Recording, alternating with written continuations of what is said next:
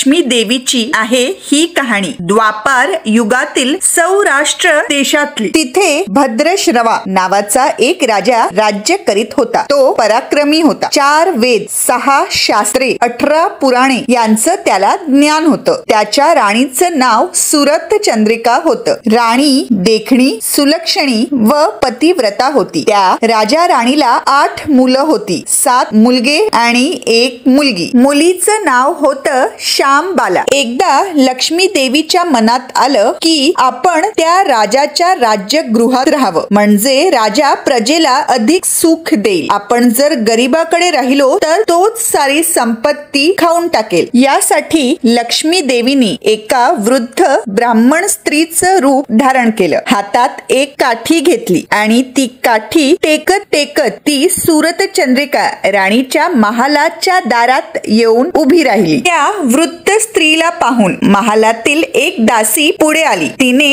त्या म्हातारीची पूर्ण चौकशी केली. तिचं नाव, तिच्या नवऱ्याचं नाव, राहण्याचं ठिकाण वगैरे माहिती विचारली. यावर वृद्ध स्त्रीचं रूप धारण केलेली लक्ष्मी माता म्हणाली, माझं नाव कमला, माझ्या पतीचं नाव भुवनेश, द्वारकेला आम्ही राहतो. तुमची राणी पूर्वजन्मी एका वैश्याची पत्नी होती. तो वैश्य फार दरिद्री होता. रोज तो तिला मारत असे, तिच्याशी भांडणं करत असे. त्या त्रासाला कंटाळून ती घर सोडून निघाली. रानावनात उपाशी भटकू लागली. तिची ती दशा बघून मला तिची दया आली. धनसंपत्ती देणाऱ्या लक्ष्मी व्रताची माहिती मी तिला सांगितली. माझ्या उपदेशाप्रमाणे तिने लक्ष्मी व्रत केलं. यामुळे लक्ष्मी देवी प्रसन्न झाली व तिचं दारिद्र्य संपलं. संतती संपत्तीने घर भरलं. आनंदी आनंद झाला. पुढे ते दोघे निधन पावले. लक्ष्मी व्रत केल्यामुळे ते लक्ष्मी लोकात वैभवात राहिले. जितकी वर्ष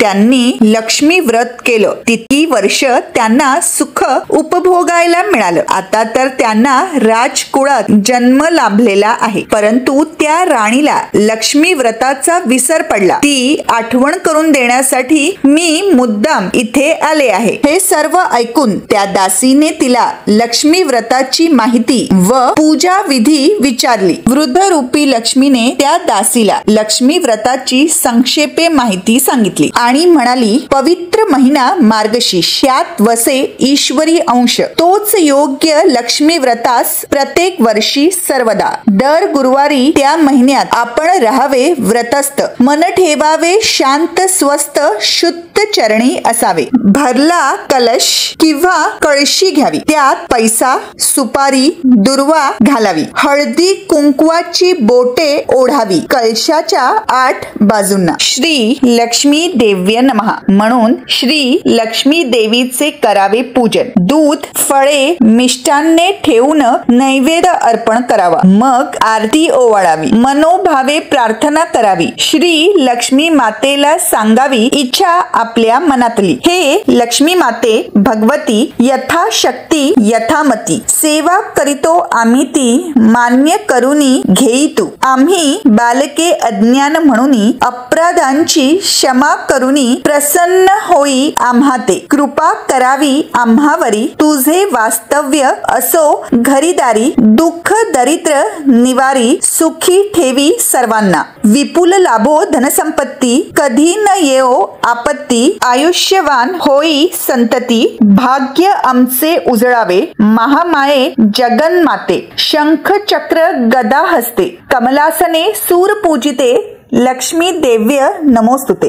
ऐसी करुणी प्रार्थना घालावी साष्टांग वंदना. पूर्ण होतील मनोकामना व्रत ऐसे केल्याने. उपवास करावा दिवसभर. घ्यावा दूध, फळांचा आहार. मनी घ्यावे ते वारंवार गोड नाम श्री लक्ष्मीचे. सायंकाळी करावे गोपूजन. महानैवेद्य करावा अर्पण. मग जेवावे आपण कुटुंबासहित आनंदे. दुसऱ्या दिवशी कलशातील पाणी ओतावे विहिरीत किंवा नदीत नेऊनी. 5 डहाळे 5 ठिकाणी एक एक ठेवावा. नंतर घरी परत येऊनी पूजा केली त्या ठिकाणी हळद आणि कुंकू वाहुनी नमस्कार भावे पुढे करावा. लक्ष्मी व्रताची ही सर्व माहिती ऐकून दासी संतुष्ट झाली आणि त्या वृद्ध स्त्रीचे उपकार मानून तिचा निरोप राणीला सांगण्यासाठी गेली. राजवैभवात लोळणाऱ्या राणीला आपल्या ऐश्वर्याचा फारच गर्व झाला होता. ती उन्मत्त झाली होती. त्या वृद्ध स्त्रीचा निरोप ऐकून ती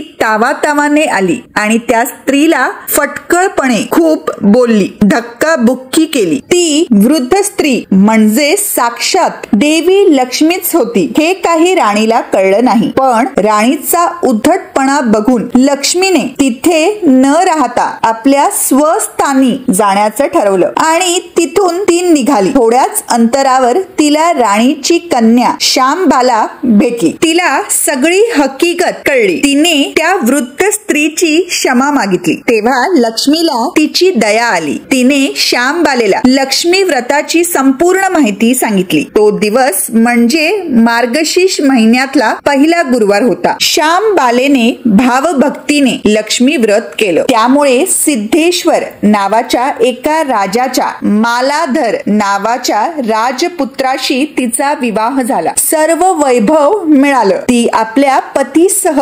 राजवैभवात नांदू लागली. इकडे लक्ष्मीचा कोप झाल्याने राजा भद्रश्रवा आणि राणी सुरतचंद्रिका यांचं राज्य गेलं. वैभव ऐश्वर्य गेलं आणि त्यांची अतिशय दशा झाली. एके दिवशी सुरतचंद्रिका आपल्या पतीला म्हणाली, आपला जावई राजा आहे, खूप श्रीमंत आहे, त्याच्याकडे जा, आपले सर्व हाल त्याला सांगा, त्याला नक्की आपली दया येईल आणि तो काही संपत्ती आपल्याला देईल. सुरतचंद्रिकेच्या सांगण्याप्रमाणे राजा भद्रश्रवा जावयाच्या राज्यात गेला. एका तळाच्या काठी विश्रांती घेण्यासाठी बसला. तिथे श्यामबालेच्या दासी पाणी नेण्यासाठी आल्या होत्या. त्यांना भद्रश्रवा दिसला. दासींनी राजा भद्रश्रवा यांना त्यांचं नाव विचारलं. त्यांनी आपली सर्व माहिती त्या दासींना सांगितली. ते श्यामबालेचे पिता आहेत हे कळल्यावर दासी धावत धावत श्यामबालेकडे गेल्या व तिला सर्व हकीकत सांगितली. हे कळताच श्यामबालेने आपल्या पित्याला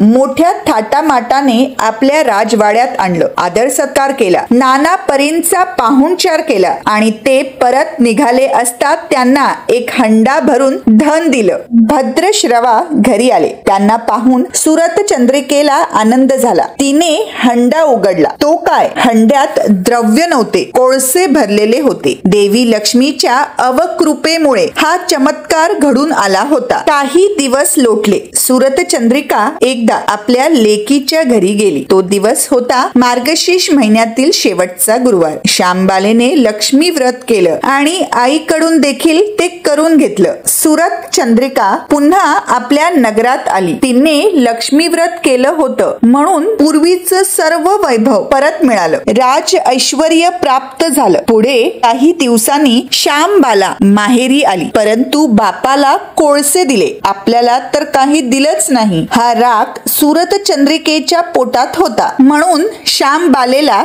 कोणी विचारलं नाही. तिचा अपमानच झाला. परंतु ती आईवर रागवली नाही. ती तिथून निघून गेली. निघताना तिने थोडंसं मीठ बरोबर घेतलं. घरी परत आल्यावर तिच्या पतीने तिला विचारलं, माहेरून काय आणलंस? यावर श्यामबाला म्हणाली, राज्याचं सार आणलं. पती म्हणाला, म्हणजे काय? पत्नी म्हणाली, थोडा धीर धरा म्हणजे कळेल. त्या दिवशी तिने सर्व पदार्थ अळणी करायला सांगितले. नवऱ्याला जेवण वाढलं. त्याला जेवण अळणी लागलं. मग तिने ताटात थोडंसं मीठ वाढलं. पदार्थात ते मीठ घालताच जेवण रुचकर लागलं. हेच ते राज्याचं सार. श्यामबालेच्या पतीला ते पटलं. त्या दोघांनी मग हास्य विनोद करत आपलं भोजन संपवलं. ही होती लक्ष्मी व्रताची कथा.